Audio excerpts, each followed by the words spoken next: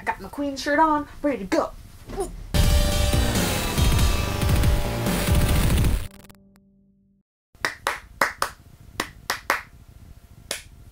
Hey everybody, welcome to my channel. My name is Steph Koza, and today I'm going to be reviewing Bohemian Rhapsody. Okay, oh, almost fell over in my chair. I look crazy. Bohemian Rhapsody is a musical biopic about Queen, but primarily about Freddie Mercury. It's mostly his story. We don't really get a whole lot from the rest of the gang. It's pretty much a movie about Freddie Mercury. So this is not a documentary, it's a dramatic retelling in narrative movie form, and that generally means that it's not 100% historically accurate. They leave a lot of things out, they rearrange some things for dramatic effect, obviously. And you know, it's whatever. I expected it, it's fine. They got it pretty much spot on, but they left out a lot of things, and I think that's why they chose to focus on Freddie Mercury, because to focus on all of them and all of their stories would have been crazy. Like, the story of Queen, honestly, I feel like it needs an entire series. Like, Netflix show, let's do it. I would watch it. Because there's just so much to tell. Even with Freddie Mercury, they couldn't fit it all in this movie. And that gets me to my first point, where I think the pacing in this movie was one of its biggest problems. Let me preface this by saying I really enjoyed this movie. I had a lot of fun,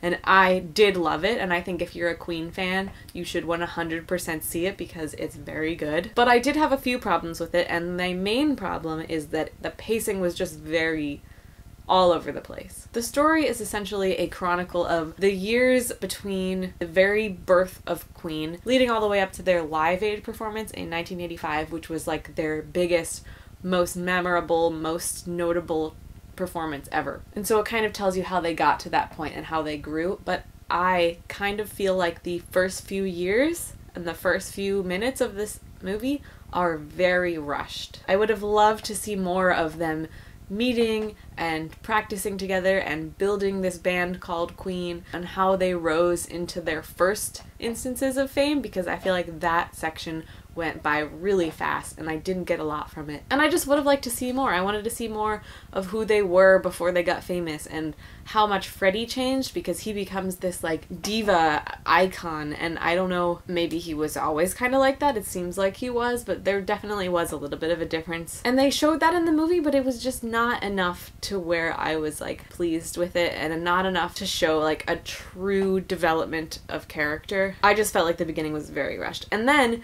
it immediately went into a very slow period of time where they just focused a lot on certain things that I personally wouldn't have focused on as much. I think the majority of the movie is later years of Queen, when Freddie Mercury is kind of going off the rails and just like partying and drinking and doing drugs and being kind of a dick. And I kind of feel like the movie focused a lot on that part of him, and personally I would have liked to see more of him being the fun, awesome Freddie Mercury that we love, which we definitely saw. I don't know, I just think there was a little bit too much of that portion. But aside from that, I think this movie was great. I know it doesn't sound like I do, but I really do. And I think most of that has to go to Rami Malek, who plays Freddie Mercury. This could have been the worst movie of all time, and I still would have loved it, because his performance was incredible. I was watching this movie and I just kept forgetting that I was not watching Freddie Mercury. I was like, yeah, that's Freddie Mercury on the screen. That's him. He's right there. He embodied Freddie Mercury so well. Like, he got the tiniest of mannerisms down. Like, every time I saw him, I was like, that's him. That's Freddie. Like, he must have watched every single YouTube video, every single clip, anything that has ever documented Freddie Mercury before he did this performance, because he understood this man so well. Like, his facial expressions, the weird mannerisms he does with his lips and with his hands, and just everything. It was spot on. I was amazed. I think my favorite parts of this movie were when they're all in the studio, because it's kind of a dramatic retelling of how they wrote all of these songs, and it's really interesting to watch. Like, there's a huge section where they're writing Bohemian Rhapsody and they're recording it in the studio, and Freddie just like has this vision and nobody gets it, and everyone is like, this is super weird. Who the fuck is Galileo? What does Scaramouche mean? They're just saying nonsense, and he's like, no, it's gonna be great, it's gonna be great. And he's like, I think it has potential. And everyone in the theater's laughing because, like, well, yeah, it did have potential. It's fucking great. But it was cool to see how there was so much pushback and how nobody really believed in the weird songs that they were writing until they came out and they were huge hits and everyone loved them. And it was also cool to see how it wasn't just Freddie Mercury doing all of this. Like, if he was on his own, none of this would have happened. It was like him and the rest of Queen bouncing off each other and doing everything together, and that was really cool to see, and I'm really happy they showed that in the movie. And I think the biggest takeaway and the thing that I liked the most about this was just seeing their passion for music and for writing and creating. And I think all of that leads up to the very end, which is their Live Aid performance, a recreation of their Live Aid performance. And it's like one of those moments that is just so awesome you want to cry. And I did cry a little bit in this movie. There are some emotional parts where I was like getting a little choked up. But the ending, it just has, it's like one of those like yes moments, you know, where you're just like, yes! This is awesome! And that is the whole last like 25 minutes of the movie. It's just empowering and beautiful, and just watching Queen sing We Are the Champions just makes you feel good. It's so good. So I think despite its pacing flaws and despite it leaving out some things, it was incredible. And I also don't really blame it for leaving out a lot of stuff because the movie's already like 2.5 hours long. I think there are some things that could have been shortened down a little bit, but for the most part, they got all the good stuff in there. There's a few things they left out, but I get it. I understand you can't fit everything in Freddie Mercury's life into a movie because he had a crazy life. But I think the cast also deserves a ton of credit for this. Like I said, Rami Malek blew me away 100%. He's Freddie Mercury.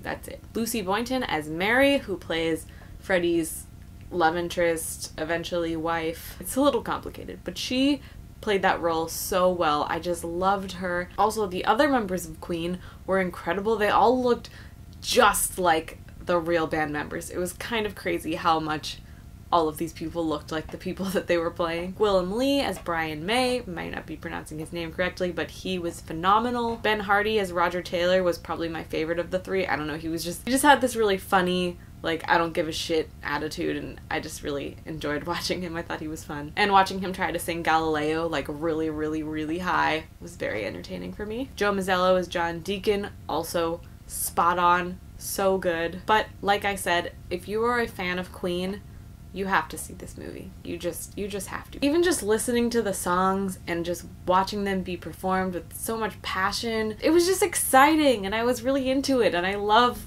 Queen, and I loved it. I don't know. I think some of its flaws set it back a little bit, but overall, I had a really good time. I left the theater feeling empowered and excited and sad and all sorts of emotions. So overall, I'm gonna give this movie a 4 out of 5. Gotta knock it down a little because it did have some problems, but overall, I really enjoyed it. I'll probably buy it. I would love to watch Rami Malek play Freddie Mercury for just the rest of his life. Can he just be him now? I just want to see more of Rami Malek as Freddie Mercury. I just need more of it. It's so good. And I know when he was being cast for the role, they had like the remaining members of Queen come and like check him out and watch him sing and watch him act, and they were just like, yeah, that's Freddie. He nailed it. So if Queen approves, I approve. But that's it for this review. Thank you guys so much for watching. Let me know in the comments below if you saw Bohemian Rhapsody and what you thought about it. I'd love to hear your thoughts, your opinions, thoughts, feelings, emotions. Also, just want to say thank you guys so much. We hit 100,000 subscribers recently,